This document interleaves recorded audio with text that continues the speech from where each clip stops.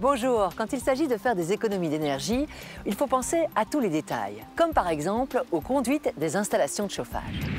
Dans une installation classique de chauffage central, de nombreux mètres de conduite se trouvent traditionnellement dans une partie non chauffée et non isolée du bâtiment, comme la cave.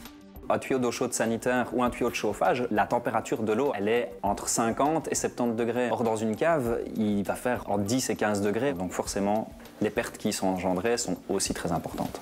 Il faut maintenant veiller à isoler ces conduites d'eau chaude.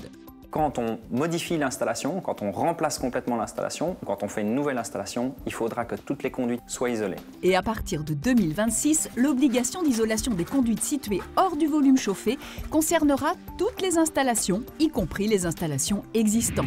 Ce genre de travaux est assez facile à mettre en œuvre et permet de faire rapidement de réelles économies d'énergie.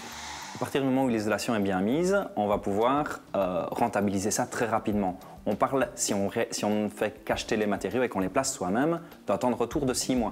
Les gaines qui vont isoler les tuyaux sont préfabriquées selon le diamètre des conduites et sont donc faciles à installer. De nombreux propriétaires n'hésiteront pas à s'en occuper eux-mêmes, mais ils pourront aussi faire appel à un spécialiste qualifié. Isoler les conduites de chauffage permet d'éviter les déperditions inutiles et d'amener un maximum de chaleur dans les pièces de vie de votre logement.